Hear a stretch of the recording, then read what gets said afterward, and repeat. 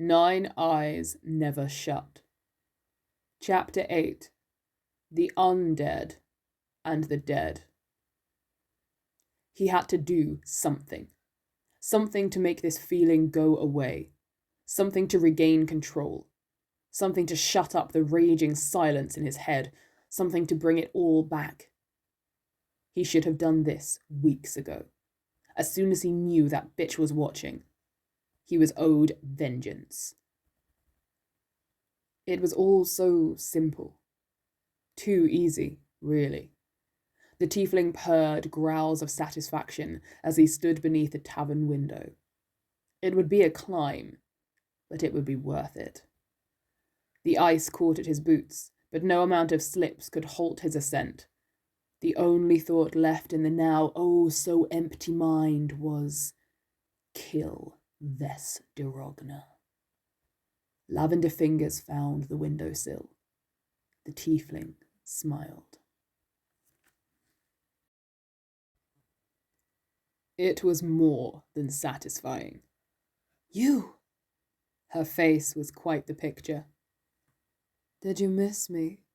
The tiefling spat. You were dead! Yup.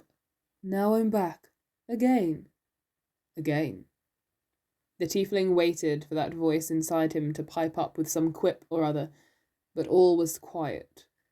That just spurred him on. You did this to me. You made me like this. You fucked the whole thing up and now I don't even know who I... But he stopped. He was going to kill this woman, but still, best not to spill his guts to her, just in case. After all, he had come back. Anything was possible. The elven bitch was speaking. I did precisely as you requested, Nonagon. Her lip curled at the mention of that name. I performed everything you asked, and it did not go according to your plans. That was not my doing. The tiefling flung out an arm and sent a stack of books toppling to the floor. You killed me! He managed to keep his voice low, but the rage festering in his chest was threatening to break. You killed yourself, Ves de Rogna jabbed back at once.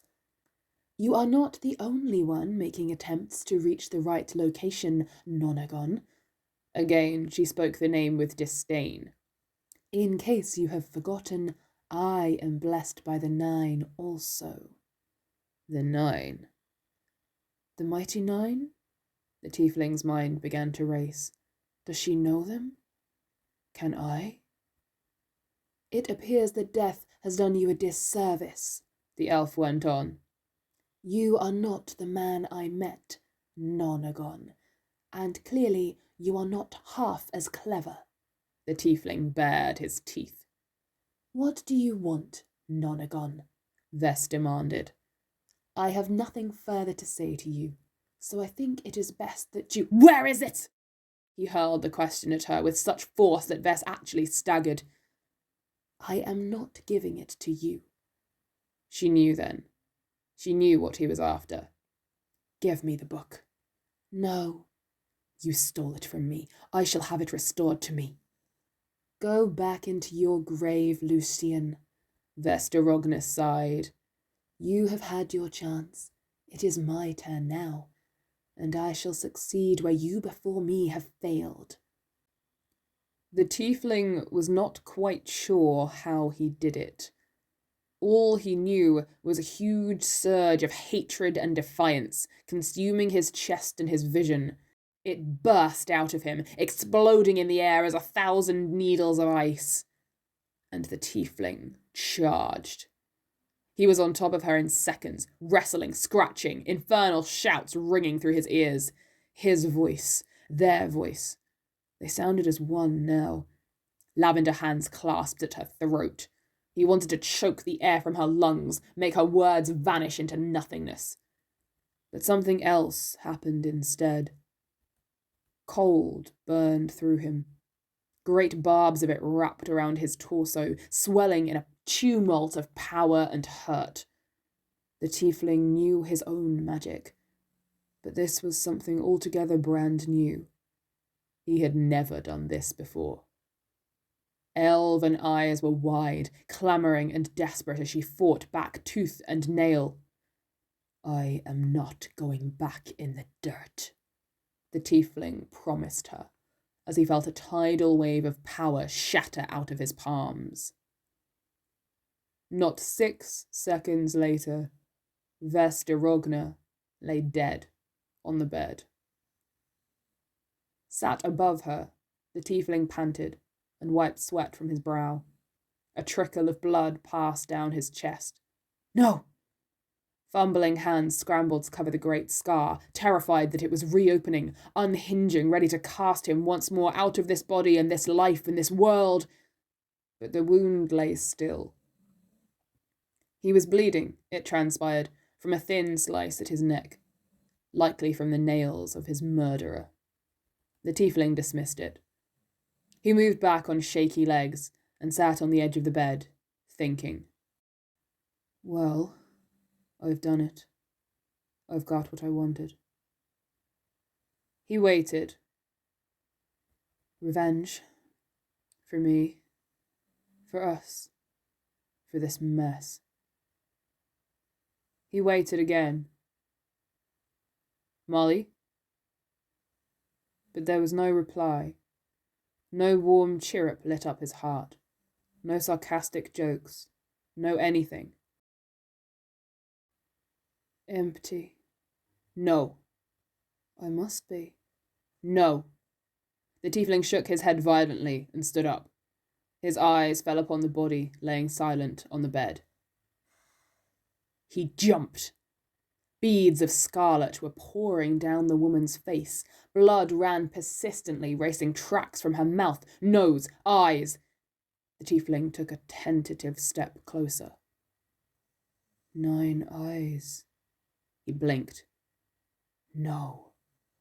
Sure enough, nestled on the right-hand side of the woman's throat, sat a single red eye. The tiefling tore around the room, searching methodically. Every scrap of parchment, every volume was checked, some twice. He did not look at the body on the bed. He did not think about the other 8 eyes he had found. She mirrored him perfectly. It doesn't matter. She is dead where she belongs, and I am here. I am here, and I will find that book. He spoke as though certain someone would hear him. He hoped one person could. He had taken Vess's jewellery, of course. She had no further need of it, and he was growing ever more accustomed to fancy trinkets. He may sell most of it, though. Yes, he would probably sell it. A warning flare pulsed from the eye at his collar, signalling that same familiar feeling of being watched. But wait, that could not be right. Vess was dead. Cree had made it sound as though she were the one hounding them. She had been the one scrying on him. So then, who? Intrigued, the tiefling dismissed the image of the window he had conjured up on impulse, ready to slam shut. Instead, he continued rifling through the book he held in his hands. Who could be watching? Could it be them? The Mighty 9? Was it foolish to hope? He straightened up and turned to look behind him. An orb hung in the air not 10 feet from him. It glowed as it hung, brimming with magic. A charming smile formed on his lips. Oh, well, looky here. A return visitor. He wanted so badly to ask who they were, but something held him back. Determined to keep their attention, he went on. Now, don't go running. They must be just like him, wanting answers. You've curiosity to sate, right? Fletching and Moondrop travelling carnival of curiosities. The tiefling's heart ached. He tried not to let it show, and continued, I take it you're the one who's been peeking recently. Of course, they couldn't respond. I have to thank you, for without your scent, I wouldn't have been able to follow her. And he had. It had not been hard once he thought of it, though he had presumed it was all coming from Vess herself. But did that mean they were close by? Something inside him ignited. No, don't be alarmed. He said this almost to himself more than anyone. I see many things with 9 eyes. It was true, only now he understood just how much damage he could inflict if he so chose. I've been trying to watch this one's path a while now, till you found me. He had pursued Vess as soon as he was able. The want had driven him on through snow and ice. The want to repay the debt of murder had stolen his every waking thought. I saw the threads, and we made a detour. Cree had understood. She had wanted to go with him, but this was a task for him and him alone. Shame, really. All that knowledge and so little understanding. This was an outright lie. The tiefling knew better than anyone that he had still so much to learn, and the fear stole upon him now that perhaps Vess had been correct. Perhaps he had always had no idea what he was doing. Still, he did not allow his eyes to flick back to that bed. Something lit up the edge of his vision. Pages. Pages hidden in amongst other pages. Pages he recognized. A cover he knew all too well now that he set eyes upon it. The tiefling darted towards it and seized the book. It is mine. He spoke again, cradling the text in his arms. But you see, now things are set right. Now my killer is dead. Once more, I have what she took from me. I will not go back in the dirt. Satisfied at last, pulsing with ice and heat, the tiefling headed back to the open window. He readied himself to spring out of it, ready to run and return to the tomb takers triumphant. But what if it was them? What if it were the mighty 9? One of their number, watching, hoping, just like he had. He had to give them a clue. If it was them, he had to know. They had to follow. He thought back to the maps Cree had shown him. An idea formed. The tiefling looked back to the sphere dangling in the middle of the room. To Alpha and Alpha we trek, till homeward bound we be. He wanted to offer something, an invitation of sorts. Maybe we'll see you there. That's enough, he decided. One snap of lavender fingers, and the scrying spell was ended.